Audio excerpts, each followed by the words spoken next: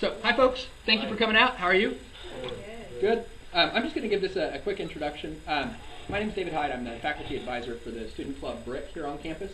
And the event today is being brought to you by the student organization BRIC. And it's a student club here on campus that brings films and speakers and debates and panels about ideas and information that you might not otherwise run into as much in the mainstream press or in your standard classes or something like that. And kind of the purpose is to bring sort of a media absent progressive perspective to campus that might otherwise be non-existent. Usually one of the students from the club would do this, would introduce the event or something like that. But today they are excited to say that there are a number of students from the organization BRIC that are actually going to be panelists that are going to be presenting today.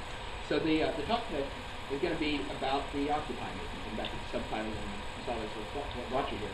But subtitled From Wall Street to Water Street, which I think is really sort of a great way of framing and thinking about the current Occupy movement. And it's not about a particular location or a particular place, but it gives you a sense that it's really a national, perhaps even an international issue that's at stake here around the role and power of corporations in the world, around the role of banks and sometimes the criminal activity of certain banks or certain bankers in leading us to the current financial crisis that we're in, and really this, I think, longer-term picture to address structural reasons and systemic reasons so that we would result in, here we are in 2011, the United States sitting with more income inequality and wealth inequality than it's ever had in its history, more than during the Great Depression or any other point on Earth. In fact, arguably, we said at the time when we see more income inequality in the United States than any other country in the world or any other country of human society or human civilization. If you measure the top 20% versus the bottom 20%, that gap is at record levels right now in the United States. And so, that said, just like people in New York got involved, and people in Oakland, and people in Seattle, and different places around the country, and even in different countries, a number of folks have gotten involved here locally with the Occupy Olympia contingent. And so we thought it might be useful for you folks to hear from some local SPSDC students, and then one non-student, but the person involved with Occupy Olympia about that. So today you're going to hear from Kendall Brookhart, Dean Hobbs, Jasmine Hargrove, Zach Frazier, and Caleb Perez. 4 of these folks are actually members of BRIC as well, and I guess 5 sort of conditionally, in some sense, a non-student member, honorary member, and have been heavily involved with the Occupy movement, not only here in Olympia, but as you'll see from some of the talks in other places as well, so in New York, Oakland, Seattle, and other places. Before I turn it over to them entirely, I just real quickly wanted you to take a second to think about the organization BRIC, maybe even think about being involved with or joining the organization BRIC. So, if you're interested, I'm going to pass some of these around. They're just postcards that tell you a little bit more about what BRIC is. Take it and pass it if you want. And the second thing I'm going to pass around is BRIC has a newsletter. If you didn't get an email about this event, we would be happy to give you emails about our upcoming events. It's not going to burden you with a bunch of spam. They only come around about once every week or so. But anyway, if you'd like to sign up for BRIC's newsletter, sign on this, or put your email on this rather, and we'll email you when events are coming up. And then lastly, events like this don't just make themselves happen. It takes student activity, student input to decide what events should be, to make the flyers, to put them up, to put the events together. If you would like to continue to see events like this happening on campus, and you're an SPSCC student, we'd sure love you to show up to a BRIC meeting sometime or get involved with BRIC. So if you have an interest in getting involved with BRIC, if you could put your name and email address and phone number on here, we will add you to sort of an internal email listserv and get hold of you and say, hey, you should come to a BRIC meeting and that kind of thing, and see if we can't get you involved in making some of these events happen. There's always a lot of turnover at a community college. People come and go and graduate and all that, so we're always looking for more new people, fresh faces and all that to kind of keep this tradition alive. So, all that said, I'm going to shut up now and get out of the way, and I'm going to turn it over to our panelists from Occupy Olympia. Welcome.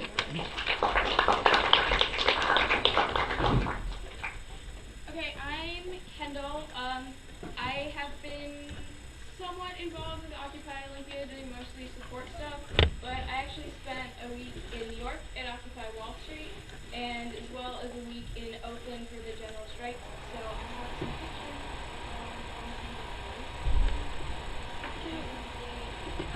so I'm just going to talk about a few of them, and then I have a running slideshow from New York, Portland, Seattle, California, San Francisco, Berkeley, and Oakland that we can run through.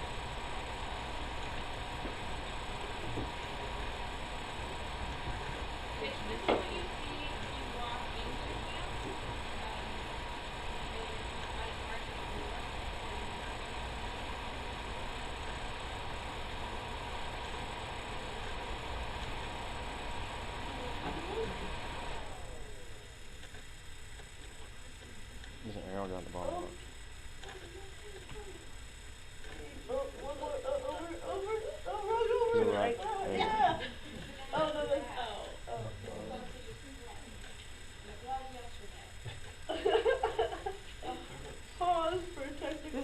picture though. I really like it. What happens if you click on the picture? That's what I'm doing. You just Just press click on it, and fire. then it's supposed to play, and it's not doing anything at all. Okay. Anybody know how to do anything? Well, I have the slideshows just saved on the catch drive.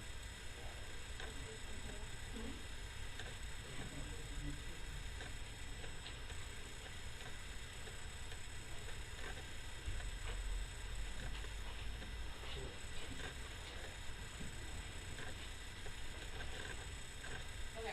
So, people do actually sleep there, and this is what it's like 24/7. I mean, there is constantly thousands of people there just walking around. And it's not a very big park, as you can tell. And they have a massive working schedule. It's completely organized. Yeah. With everything, you can always find everything, all the conditions available. Food lines, well run, sanitary, it's under most conditions. They do all our officials there. All the food is donated. And especially they try really hard to make sure that sanitation departments. There was an incident where they tried to come in and bust up our members' utensils cleaning it, so the entire camp rallied and they spent, a good 12 hours scrubbing it, and now daily they clean it, they sweep it, they mop it. It is the cleanest part of New York City. They are composting, they have a gray water system set up, and there is a drum circle that is 24 hours. It started with just a few bongo drums, and now it's a kit. It is a massive full-on, basically rock stage. Every percussion instrument imaginable is there. And what they use it for is you're only allowed to play at a certain noise level for 2 hours during the day to not disturb the rest of the neighborhood. But the noise correlates with police presence. So the more police show up, the louder it gets, the more closer they get, and they enter the park. The drums go crazy, so it's a really good way of communication through music, because we're not allowed to have loudspeakers. Here is the trailer that is currently set up a block away. And this, okay, I love this. So during one of the protests, a bunch of people donated suits. So protesters could dress up as suits and march on the banks. And here's the cop lines that follow us. All marches are blocked off, followed by cops, and these vans and buses are just there.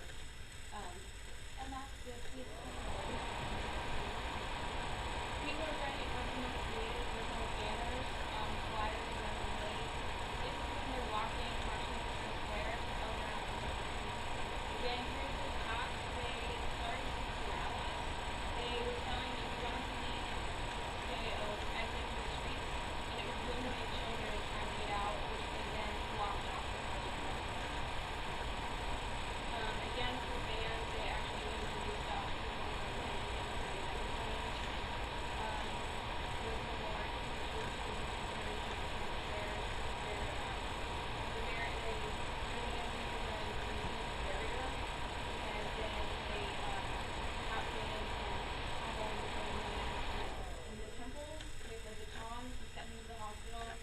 Another horse, or another cop had their horse trample. So there was 3 instances of hospitalization. And this, you can't really see it very well, but there's helicopters.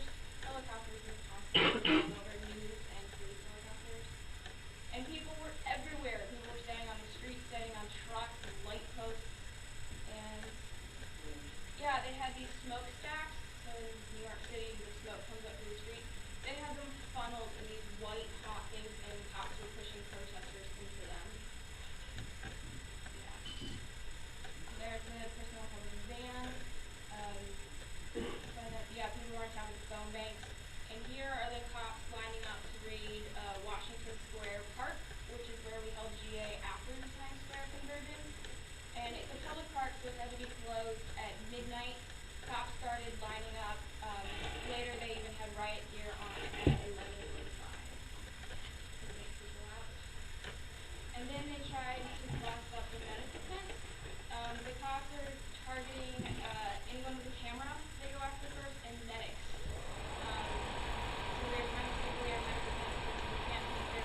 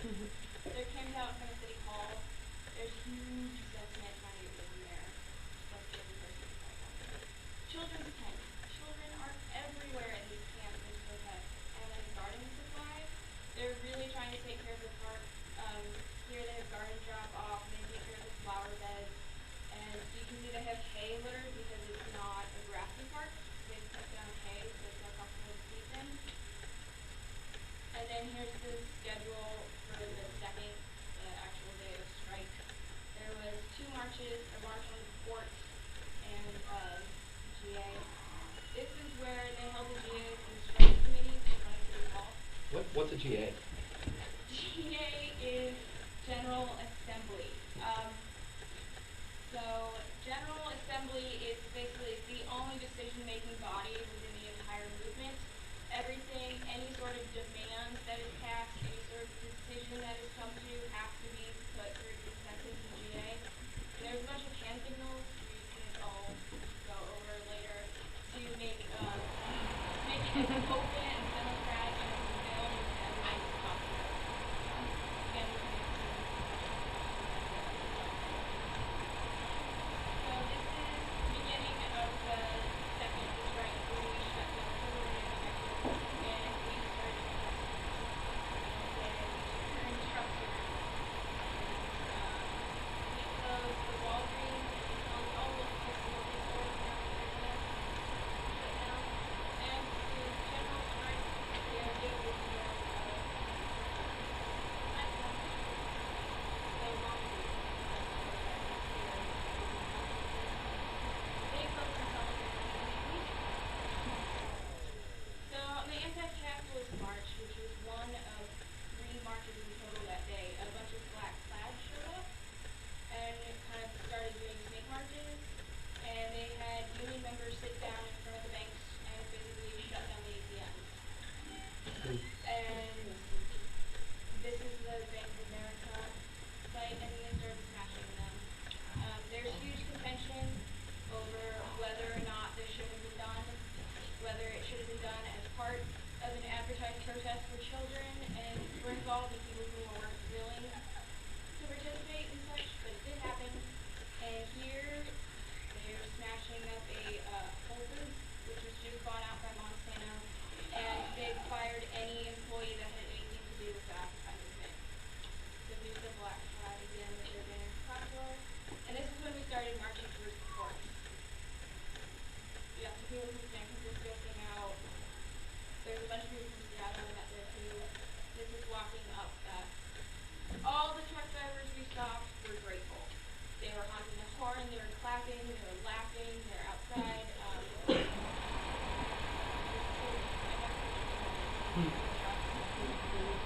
And so I don't know if anyone was aware that there was a police raid tonight for the London strike, and that came about because we occupied California, LA in particular, has a huge problem with foreclosures. So there's all these vacant buildings and homes being built, they're being sold, floods being awful. They occupied a foreclosure fund that they and this is the intersection of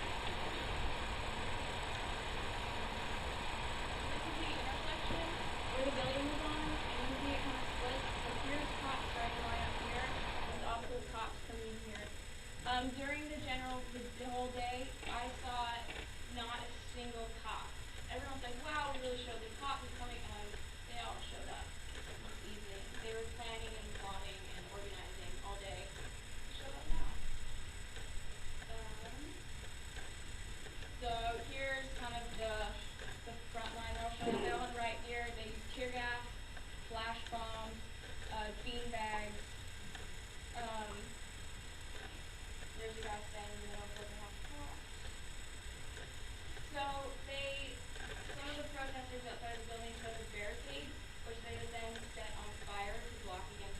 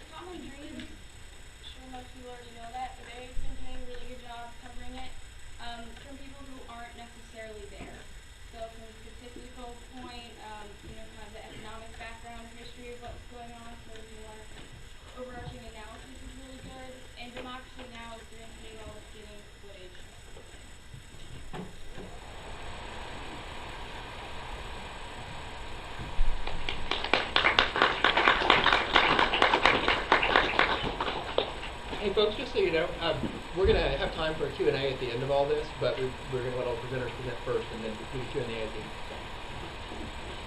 Thanks, Dean. I'm Dean Hobbs. I'm a member of BRIC and a student here at South Puget Sound. I'm also an occupier at Occupy Olympia.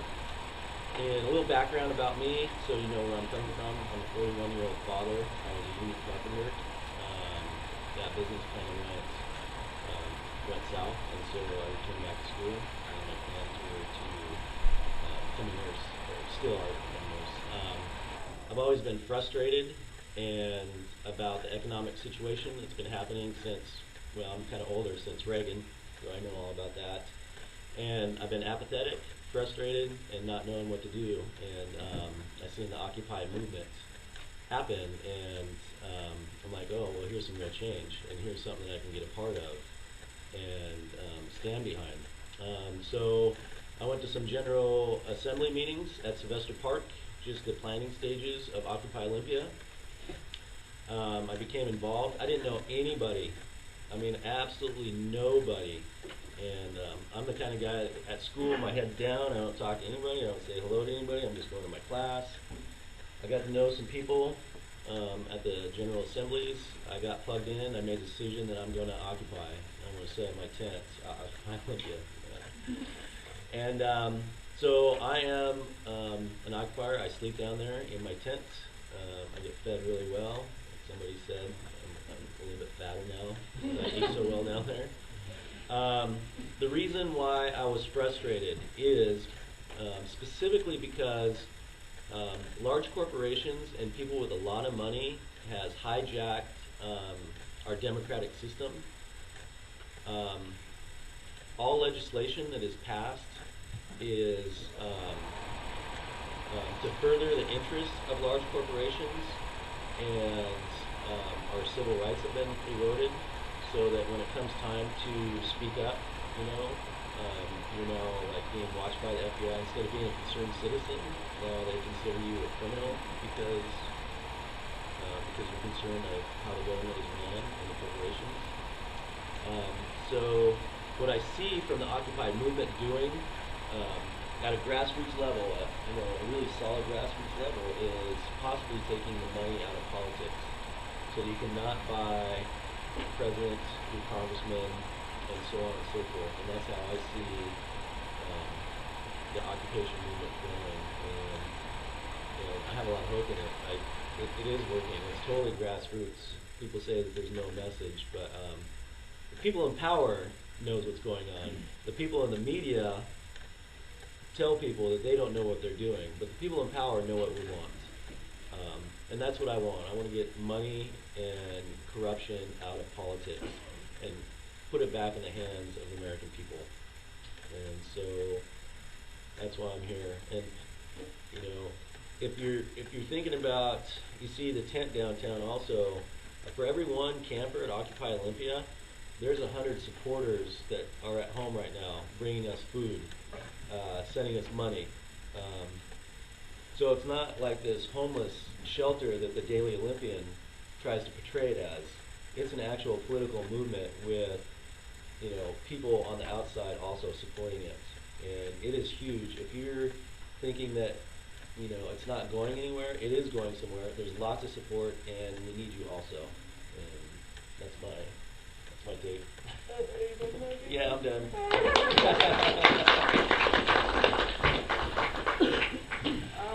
Hi, I'm Jasmine Hargrove. I'm 21 years old. I'm a student here sometimes. And I am an occupier. I showed up Monday morning with a tent, and I haven't really left since. The 17th of October. So it was a couple Mondays ago. Time goes interesting down there. But point of the matter is on top of all of my strong opinions that I've always had about the way the system is run and politics and corporate personhood and you know, besides all the opinions that I had about that, it got me interested into doing something about it to sort of change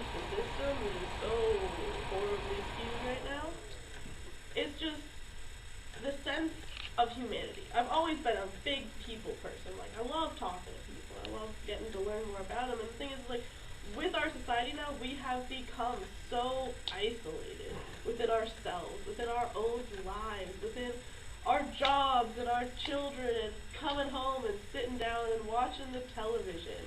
And it's like that's what we interact with most often is screens. Whether we're on the internet, whether we're in front of the television, whether we're on our telephones constantly, and it's taking the human element out of society. Just the fact that we are like quote unquote developed nation or whatever, like when you live in a post-industrial society like this, you don't know the names of your waitress's children. You don't hang out with your bus driver when he gets off work.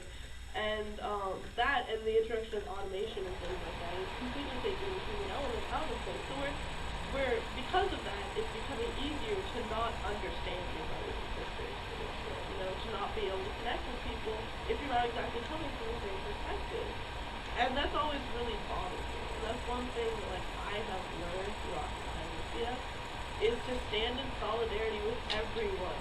We are the 99%. If you have been affected at all by the financial crisis, by the system in place, like you are one of the 99%, and that means that you're one of us. We're all in this together, and just learning how to get back to that basic humanity and love one another, that's a big deal to me, you know? It's so refreshing to wake up out of your tent in the morning, get up, put your boots on, and immediately someone's like, hey sister, how'd you sleep last night, you know? Like, we care, we pitch in, we help each other out. Another thing that I've really appreciated is, even if you don't realize it, we all have skills. They might be random, they might be a little, like, obtuse or something, but we all have skills. And no matter what those skills are that you possess, they can be applied somewhere in this movement. That was my big thing, is like, I wasn't a big political activist. I don't know much about legislature. I'm not, like, big on policy, but with this movement, it doesn't matter, because there is always something you can do. There's always someone you can help, and it's just so welcoming and amazing. And I'm running out of speech, so I'm gonna cut it off there.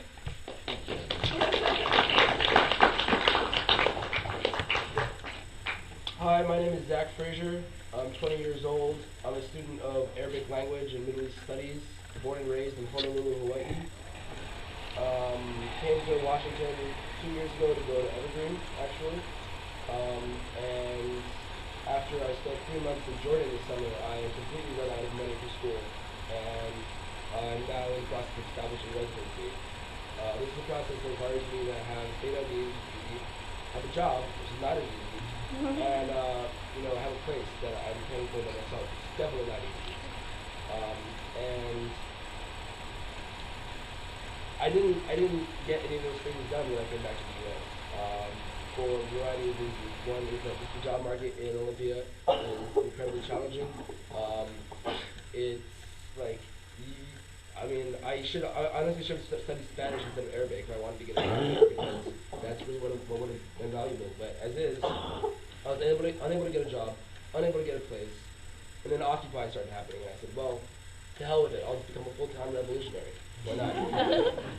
And one of the reasons I decided that would be a good idea is because growing up in Honolulu, Hawaii, Hawaii is kind of a traditionally marginalized state. Historically, it was conquered like just 60 years ago, literally conquered violently and overthrown. And so the people who are living there are just all entirely marginalized. It's the most isolated place in the world. I watched the gradual abandonment of the education system, of the healthcare system, of the labor system, and of course of the indigenous people there. And I got to thinking to myself, this doesn't seem right to me. Maybe it's the case that I'm living in a systemically oppressive society, and that kind of pisses me off. I don't like that. I don't like the fact that exploitation is rewarded, and that theft is rewarded, and that kindness doesn't cut it. You can't get by being a nice person, being a hard worker anymore. So yeah, I packed up all my things, brought them out of the storage facility that I had them in, threw them in a bag, and moved them to a tent down in Occupy Olympia. And I've been there since day one. And as far as my personal goals go, I'm not really sure what's going to come of all this. I'm not a political science major. I'm not an economist. I don't have an infallible and comprehensive understanding of the inner workings of the military-industrial complex, so I'm not quite sure all the little tweaks that need to be made to fix it. But I do know how I want to be, and I do know what kind of person I want to be, and what kind of community I want to live in that allows me to be that kind of person. And I see that community being built down at Occupy Olympia. And I see that community being built all across the country in all the different occupies. And I think that's really what this movement and this revolution is about, is experimenting in direct democracy, experimenting in other ways of running our society, in ways that, certain groups of people aren't made into a separate class, or, just look at the demographics of the prison system compared to the demographics of Congress, and tell me that we're not living in a systemically oppressive society. So this is basically my way of saying I've had enough. This is exactly what I need to be doing, because I can't do anything else that's honest, and I can't do anything else that's good. And that's why I'm occupying, for sure.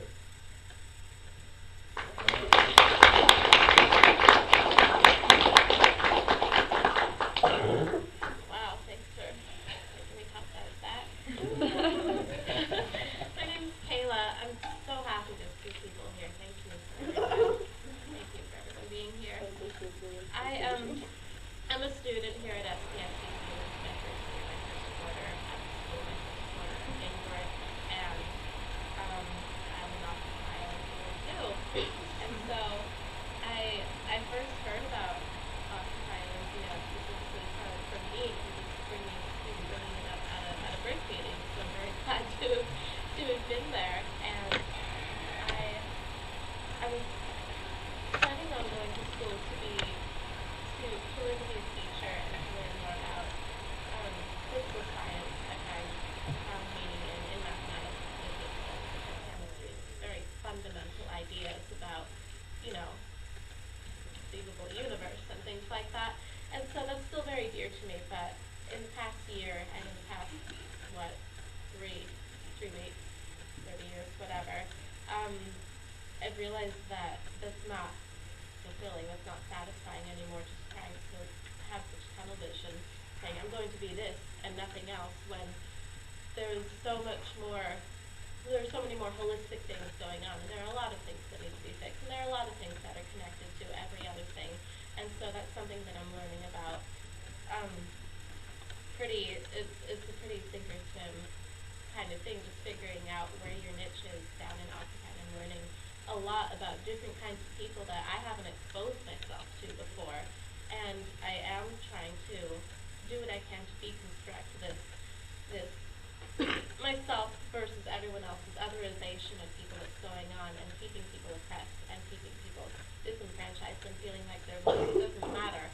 And so, to me, Occupy Olympia is wearing a couple of different hats. There's a very strong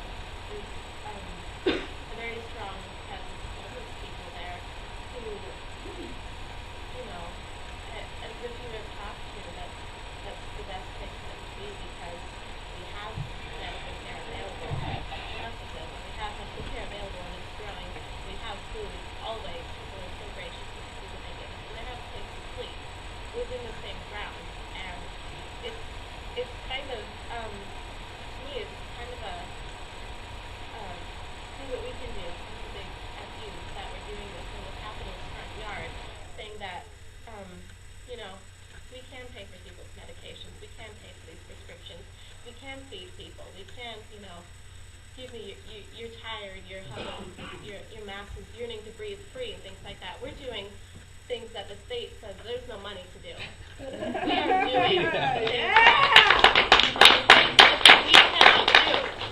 Human beings are doing what the system cannot do, and something that keeps me going, that keeps me hinged, is remembering that the system isn't broken. The system was built this way, and that nothing that has happened in the past, whatever, has happened on accident.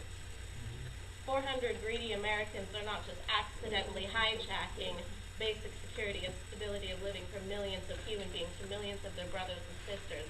And so I don't know how much direct action or tangible goals, protests, and demands are going to come out of Occupy Olympia, but one thing I do know is that when they see those signs in our tents and our general assemblies and our songs, and people are driving down that street seeing that, maybe it's planting a seed. Maybe it's catalyzing some sort of thought that all of us have a voice. And maybe when injustice becomes law, that protest becomes our duty. And so it's direct action. It's a battering ram against the system that I think that is also exposing the void, exposing the fact that we are a very complacent society, that post-World War II American narcissism has, I think, created several generations that think that problems are going to be solved by other people, and so what do I need to do about it? And so I'm trying to do what I can to disrupt that, and maybe when people are passing by and see that, I can think that, what are they going to do down there? Which is all their jobs, be in school and things like that. That's not what it's about. That's not what I'm there for. I'm trying to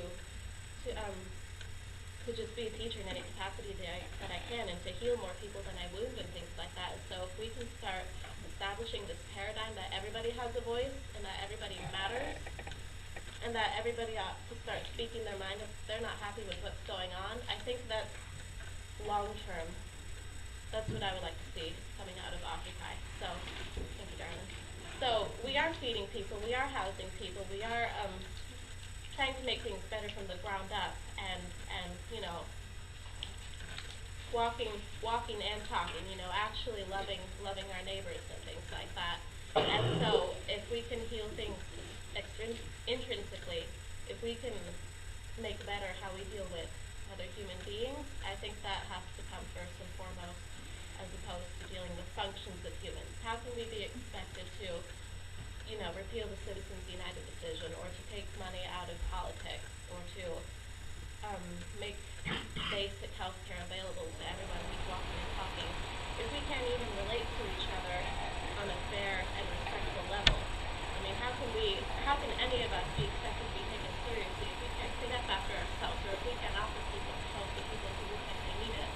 So I think that we've got to really work things from the ground up, and it's a very grassroots, intrinsic level. And it's a beautiful, beautiful thing to see. I mean, every day there's been a miracle. I couldn't make out astounding human beings if I had time to. There's nowhere else.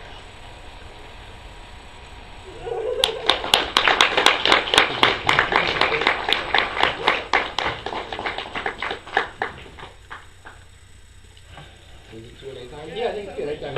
Folks have questions. Sorry, boom, right over here immediately. How I live in Olympia, and yesterday is my first time actually walking through the occupation, and I didn't know there was a first aid. There's first aid. You guys feed each other. How can someone like me help? Boom. So my pet project for the past couple days has been setting up a volunteer tent, which has been, the idea of the volunteer tent is that the different committees and the working groups, we have a form for them, and they fill out, what kind of tasks they need to get done, what kind of projects they're working on. For example, the structure committee says, all right, we're going to try to put walls around the community today. So, when the wind and the rain comes, and we can have GA without getting cold. And we need 3 or 4 people to help with that. That can be this Thursday. And you roll to the camp on Tuesday, and you're like, hey, I know how to tie tarps. Oh, well, what do you know? Like, why don't you put your information down here, and I'll hook you up with the structure committee people, and come around Thursday, and boom, you're getting involved. And that's up and running. The other thing to do is just to walk up to a group of people and start having a conversation about your ideal society, and then you're going to start connecting with these people, sharing ideas. You're probably not going to agree on everything. I hope you don't agree on everything, because then how are we going to go with this agreement? And suddenly you have made new friends, and you have these ideas, you have this energy, and you kind of get to move on. It's really cool. Yeah, come find volunteers like that. First and foremost, come find volunteers. I might be there. Also, food, just another way, we realize not everyone can drop their lives and come live out of the tent in a park. We realize this. So, big things are, we get tons of food donations, but we can't cook it. We don't have ovens on site or anything like that, or stovetop. So, taking how people, if you come and stop by, we can give you food from our food supply tent. Go home, cook us a nice meal, maybe a pie. We got lots of apples. There's that whole occupy thing, which is really cool. We eat a lot of pizza pie as well, which I think is actually kind of all the occupations around the globe end up eating a lot of pizza. And you can actually call and order us pizzas, which is cool. I made a pie yesterday because I went to the Occupy. Yeah. Oh, Traditions across the street. Huh? Traditions has the Occupies thing too across the street. So. She's thinking that she made a pie herself then. Yeah, in honor of the occupation. Nice. Ooh, yeah, nice. Also, we're looking for EMTs and nurses for Yes, the to medic watch tent. first If aid. you know anybody that could do shifts around the medic tent, you're an EMT, you're an RN, you're an LPN, that's one thing that we need a lot of, because people get hypothermia when they come down, they have wounds that they never take care of because they don't know how to take care of themselves sometimes, and just general, scrapes and bruises, we need volunteers for that, for sure. Thank you. I'm not living down in Oakland, Olympia, I'm in Charlie Brown. I also now don't have a sleeping bag, so it's confiscated by the police in Oakland, so I can't. But I help with the laundry. I live really close to downtown. I will take the loads of laundry and do it. Show it to GA. You can learn the facilitation process and facilitate a GA. It's an amazing way to get involved and to get connected and to learn the process, which is. But I think the most revolutionary thing about this is the process. You can have local groups, topics get started. You can just get conversations started saying, hey, this is a good idea, people should know about this. You write a proposal, we bring it to GA, and if we get consensus on it, that's the new, that's part of Occupy Olympia now. Your voice is on paper and is being acted out every day, just from sparking a conversation and seeing a good proposal coming out of it. And so just making connections, from the ground up, that's what makes them scared of us. Because there's safety, there's power in numbers. And 10 voices is louder than one. So just, I don't know, talk to people. On that. Okay, wait, this is under the next question. Yeah, Okay. we got 15 minutes left. No other questions? On that laundry note, please wash blankets if you're willing to go through the laundry bag. Yeah. Mildew. I have kind of a combination of comment and or question, if you will. I admire the energy and the youth of making the local area better and making the planet better because it's in your hand. I'm 65 years old, so I'm in the sunset of my years, but I really want to commend you on what you're doing. And also, I would like to emphasize that I think it's important to really get to the root positive steps, get the root cause of what's going on. My suggestion would be to somehow get some humanistic political scientists, social scientists together and having a discussion among these folks about how to change the system without violence. This thing about breaking windows in Bank of America and stuff like that, I don't think that's the way to go. Violence doesn't really solve anything. But when you get knowledgeable humanistic social scientists really explain how the system works and the history of capitalism, and I'm sure there's Scandinavian countries that have a much better quality of life. I remember watching on YouTube many months ago that there was a discussion of the university students, like you folks, and they were discussing how they liked living in their country and how they viewed the American system, American students. And to a person, they were saying, there's no super wealth in our country, but everybody's happy because there's enough for everybody. So this begs basic humanistic questions of, do you need 3 Rolls Royces or 10 Rolls Royces for you to be happy, or is a little 5-year-old Chevy adequate enough? So it's a basic humanistic question of greed and how much and what do we do with our resources. I would like to put out to everybody in this room that there are people at work that are really want to change systems in a very meaningful, large way. There's a website called venusproject.com. Jacques Fresco is the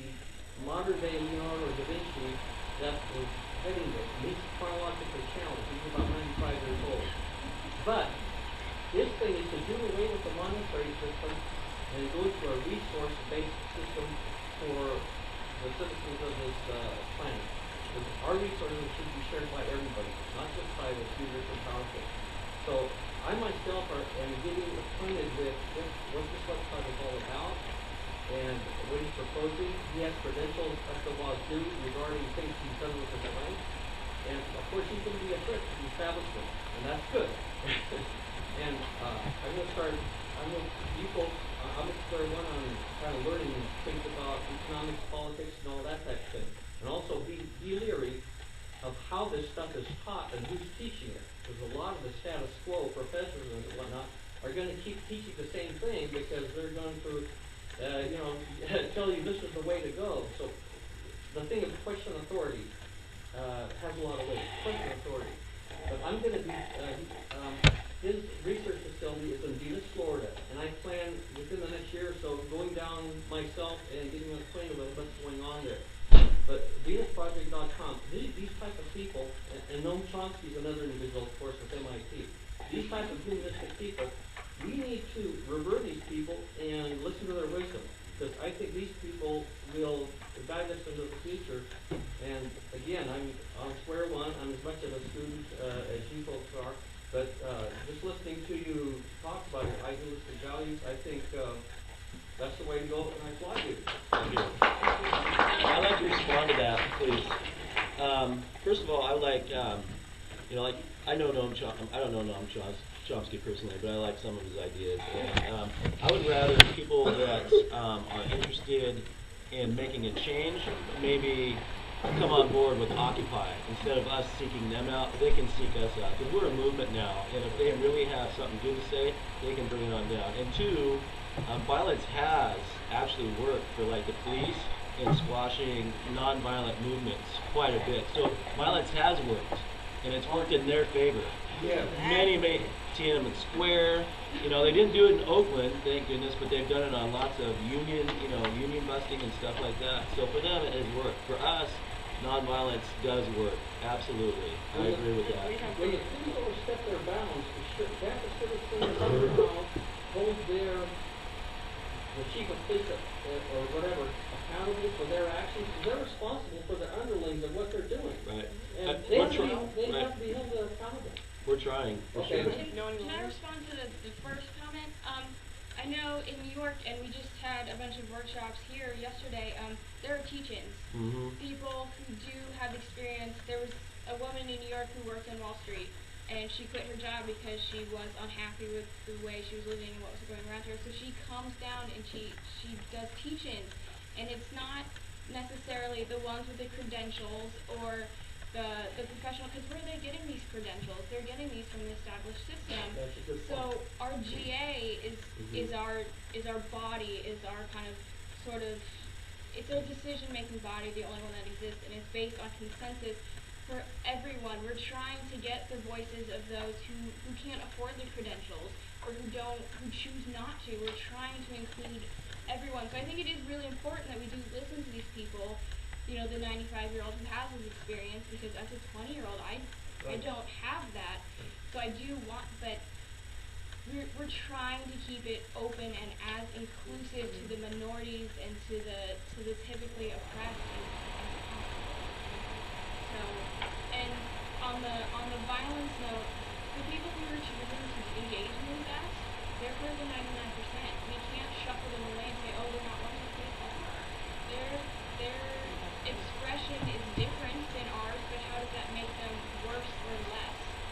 So maybe we need to come up with a different way for a different area for them to express it in a way where other people don't feel harm or danger, but we can't tell them they cannot do that. That is their expression. Well, true, but what about being responsible for, let's say hypothetically, you folks own that building and somebody damaged it. Don't you think there's a social, moral, ethical responsibility towards senseless violence and destruction of where I'm I do, but I think the question that Occupy is trying to focus on is who owns the building.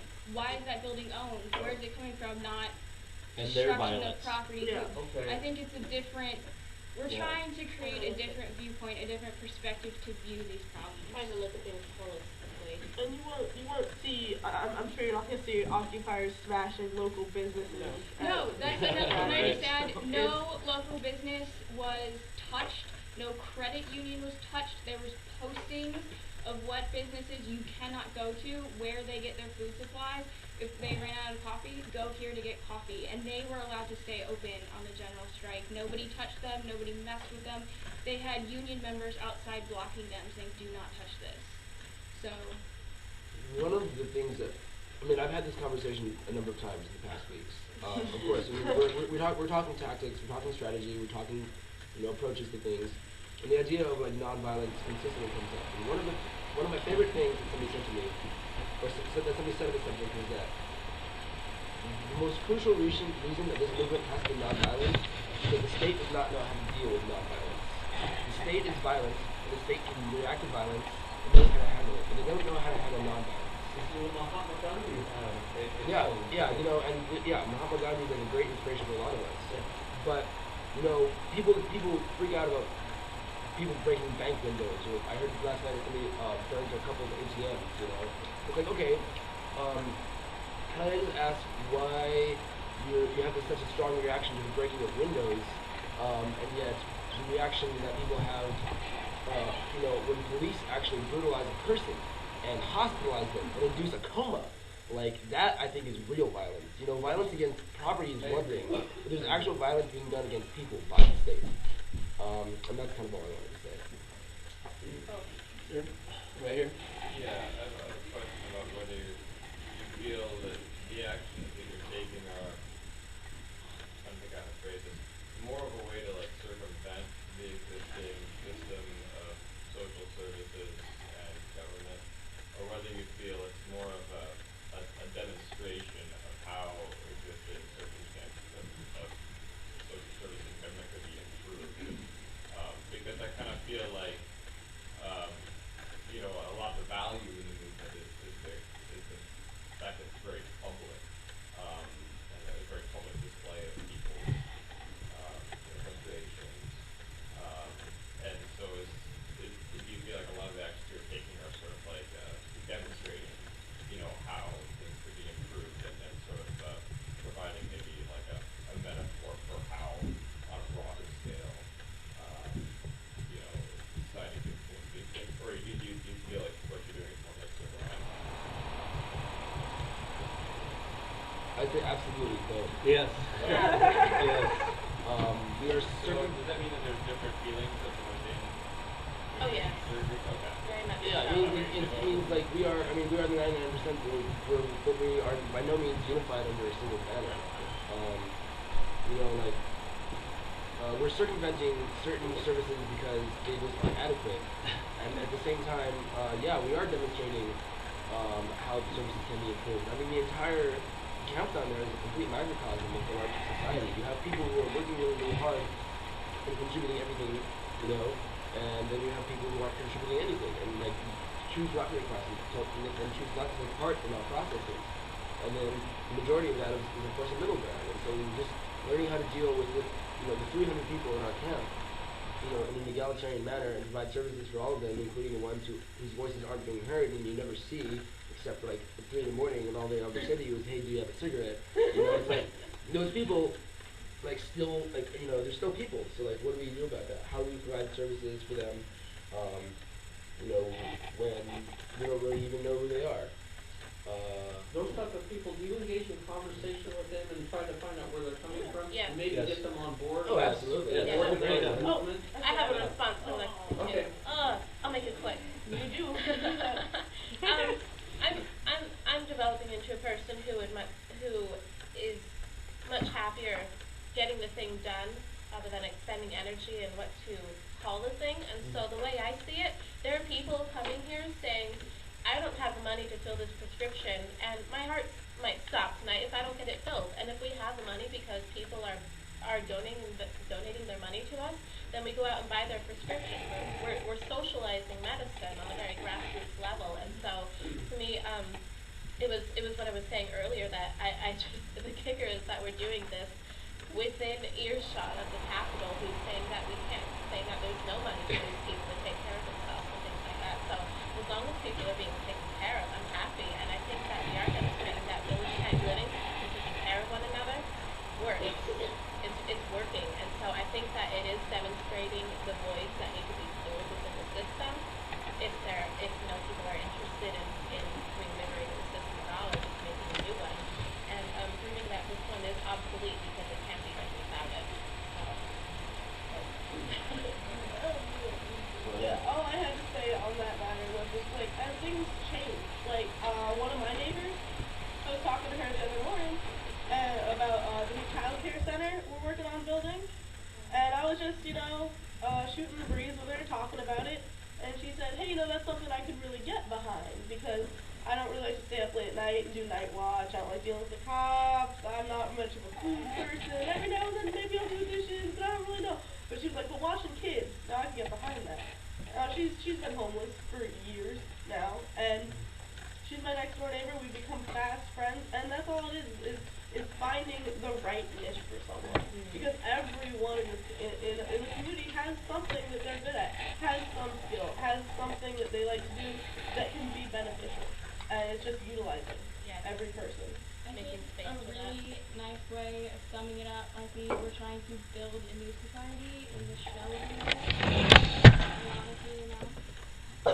the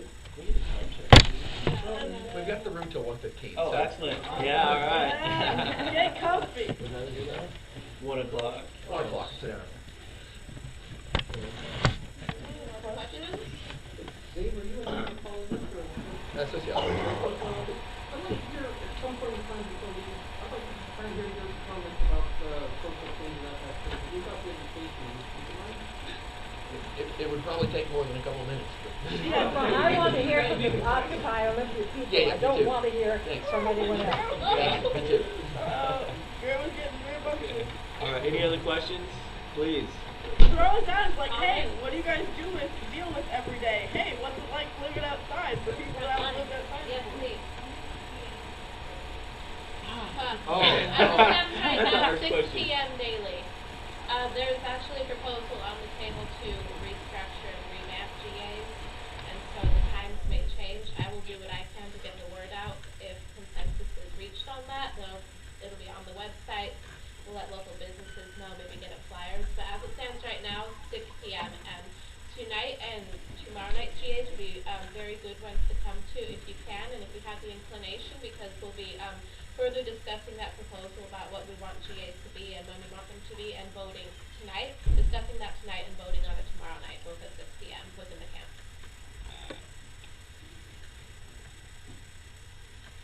So, kind of a comment that I might ask for folks to respond to, and it's kind of going back to this discussion that's happening here.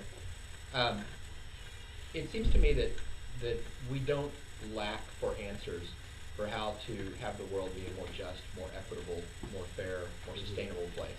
I mean, if the question is, what do scientists or social scientists or people that are involved in environmental science or whatever, what do they have to say on the topic? I mean, in many ways, many of these questions have been answered for a really long time. I think what's important about the Occupy movement is that you're providing power to some of those voices, and some of them that have maybe traditionally been marginalized. I mean, there's certainly economists that say it's great to give banks more bailouts. There's economists that say that's a really, really bad idea. Obviously, the ones who say it's a good idea are the ones that end up on the front page of the New York Times or the Wall Street Journal. I don't think any number of people with good ideas and some academic degrees sitting in an ivory tower someplace, frankly, can do much to shape the world unless there is, unless it is truly speaking truth, unless the truth is widely acknowledged by large numbers of people, and unless there's people like you folks that are actually taking those truths and turning them into sort of concrete, tangible action. And so, as I think you folks said it early on in the thing, this isn't, our system didn't result from mistakes. Our system is quite deliberate. And the trick is getting a different deliberate system in place. Should we start from the end? Go through all of them? I would agree with everybody. I love what everybody is saying, and I would just like to I agree that there are very profound people who have a lot of really good like top-down approaches. But on the other hand, at the same time, I mean, I'm working very hard to expand my circle of people that I know down there, talking to the street kids and the cats down there and things like that, to the people with severe drinking and drug problems, and just figuring out where they're coming from and things like that. And some of my big brothers and my teachers down there are people who have, far less education than I do, far less time, within the bureaucracy and things like that, and people who have just good, solid wisdom and things like that. And that's what I love about the idea of GA. I work on making more inclusive people can come, and just giving everybody an equal footing. I mean, even just right now, I am very uncomfortable. I'm facing you guys at this table in this meeting. I would so much rather just be in a circle. Like, this is killing me. I would much rather just be sitting down in a circle, having these questions and these answers put out there, and just making sure that everybody realizes that their voice is important, and it's worth the same as everybody else's, that they utilize this top-down theories and grassroots movements. They've got to just, everybody's on the same page and working for the same thing, so we just have to start getting it done, I think. My two cents.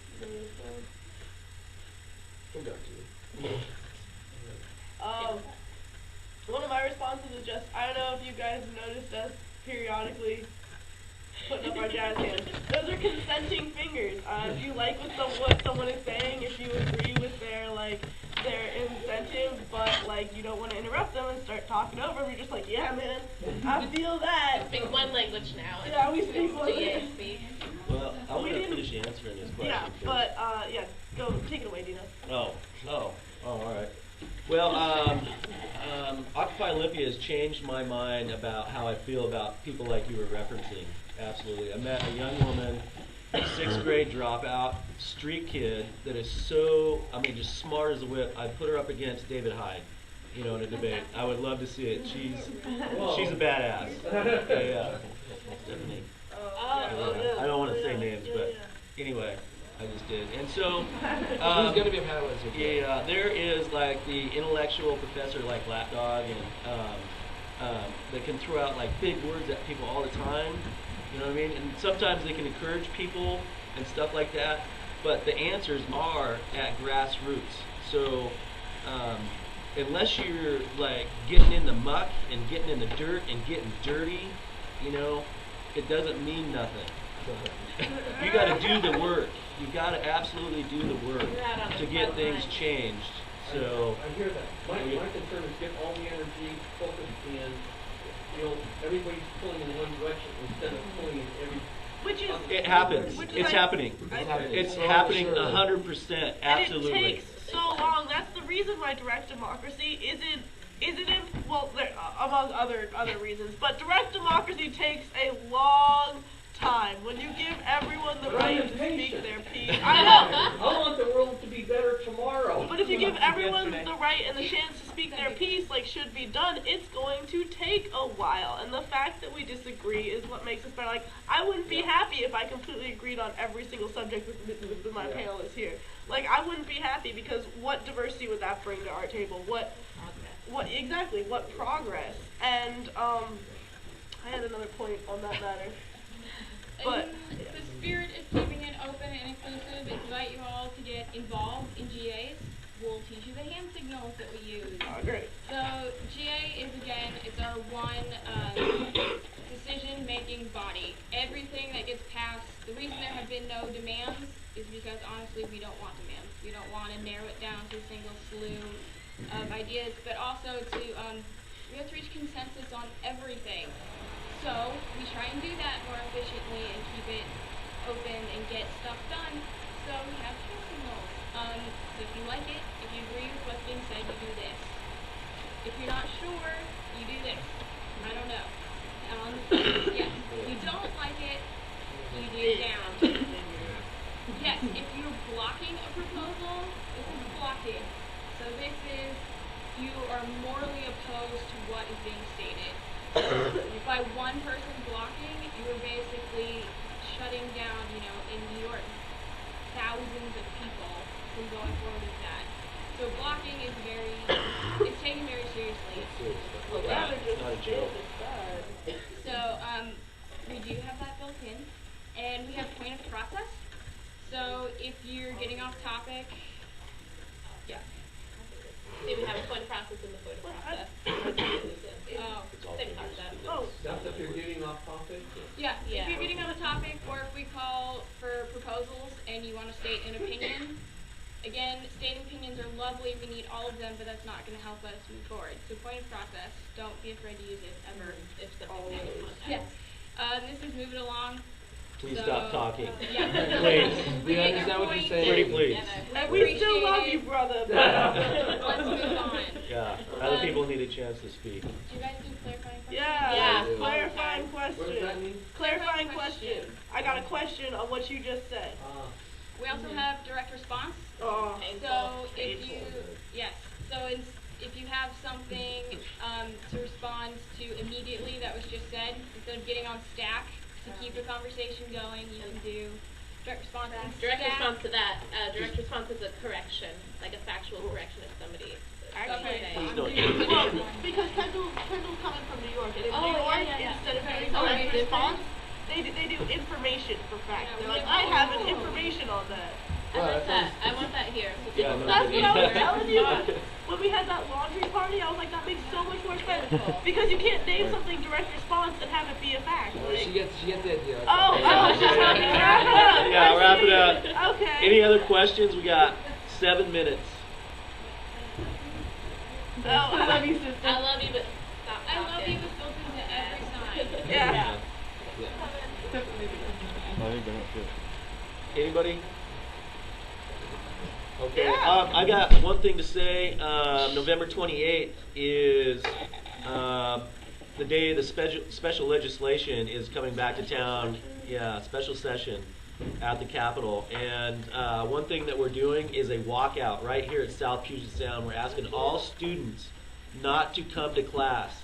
This is not only in solidarity with like Occupy Olympia, but this is in solidarity with your professors, whose some of them their jobs are on the line, tenureship is on the line.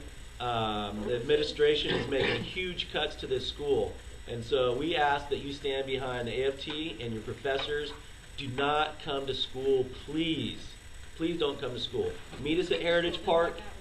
Yeah. Come with us. Don't just stay on your couch. Yeah, come down to Heritage Park. Come with We're going to us. march to the Capitol. Here's some flyers for that. On top of that, tuition is going to go up again with Gregoire's cuts. That is a tax on the poor. That is tax on the lower middle class. They want to cut It is 50%. another tax on you where the fucking rich don't pay for nothing. Sorry. Are you going to occupy the Capitol building? This is going to be occupied. Okay, and this is for all of Washington occupying? Yes. 100%. And how long do you plan to stay? As long as it takes. Yeah! There's going to be infinity groups. There's going to be different groups that are going to be occupying the Capitol. There's going to be the SEIU, the AFT, the WOOFC is going to be there. There's all kinds of different union organizations. There's faith groups that are already planning stuff. Check our website. Check all the websites. There's lots to do. Do not come to school, especially if you support your professors and if you support your school. And I'm proud of this school, and I'm proud of Brick. And we are the most radical school in Olympia. Yes, you know, you are. people think it's Evergreen is a evergreen, joke, dude. but it's right here at South Puget Sound. Direct action. Yeah. I'm glad we have that on Thanks a lot, today. yeah. Thank you.